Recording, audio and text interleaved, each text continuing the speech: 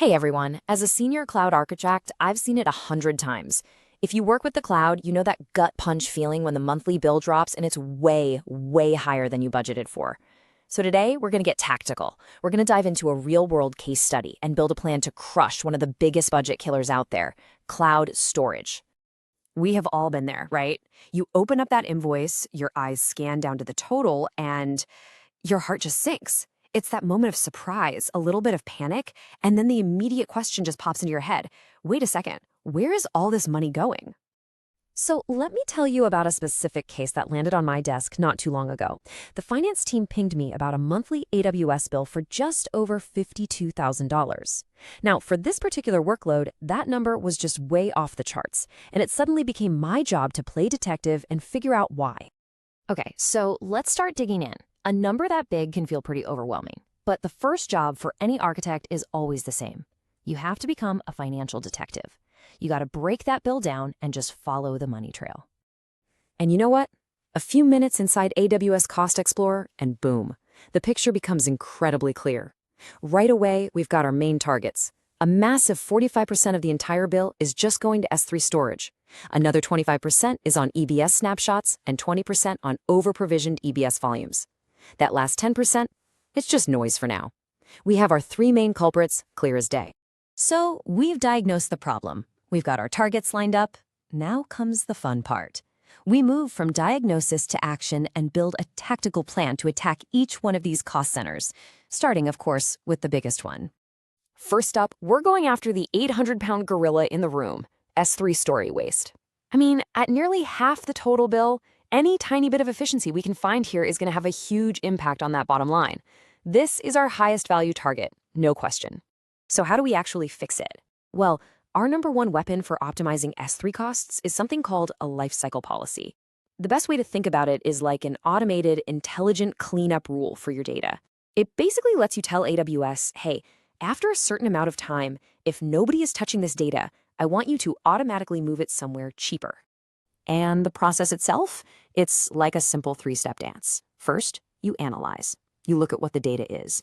In this case, we found just petabytes of old log files that hadn't been touched in over 90 days. So, second, we create the rule.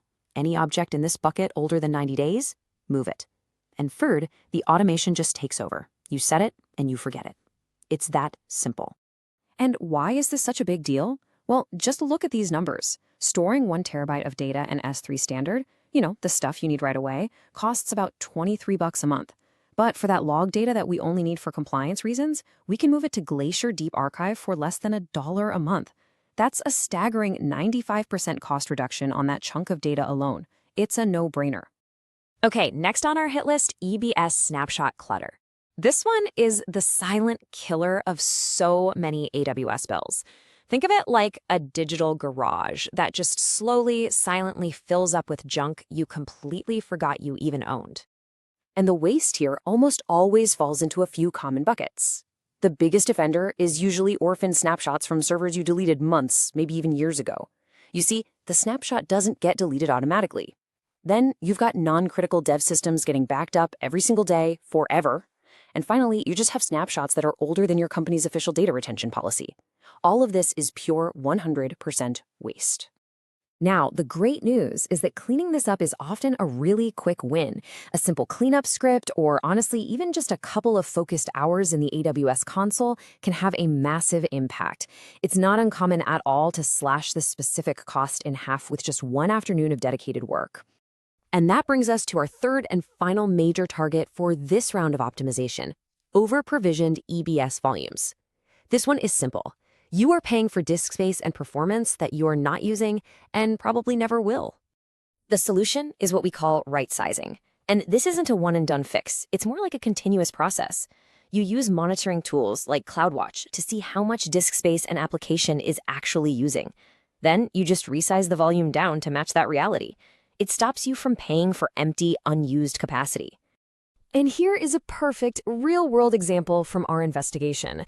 I mean, look at this. A developer provisioned a 1 terabyte high-performance volume for their application.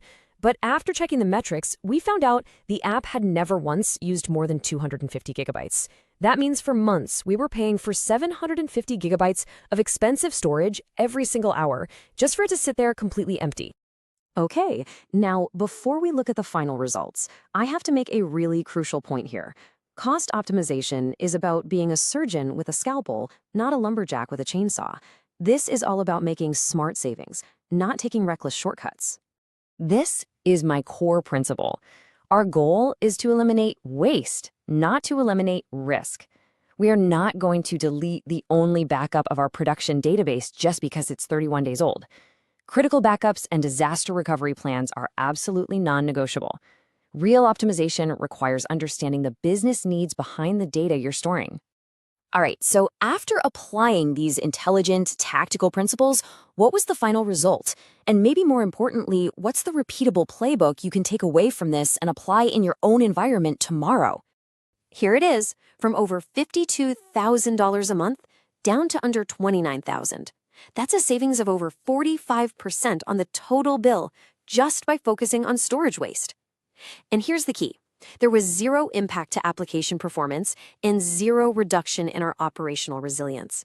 This is pure, targeted efficiency. And this is what I really want you to take away today. This is the playbook. These are the 7 levers we consistently pull to get AWS storage costs under control. It's got the big 3 we just talked about, but it adds some other key habits, right? Actively deleting unattached EBS volumes, making data analysis an annual ritual, thinking about the right storage class from the very beginning when you upload data, and most importantly, automating these cleanup and reporting scripts so the waste never gets this out of control again. So, now it's really about putting this into practice. You have the 7-step playbook, you've seen the incredible impact it can have, so my only question for you is, which lever are you going to pull first?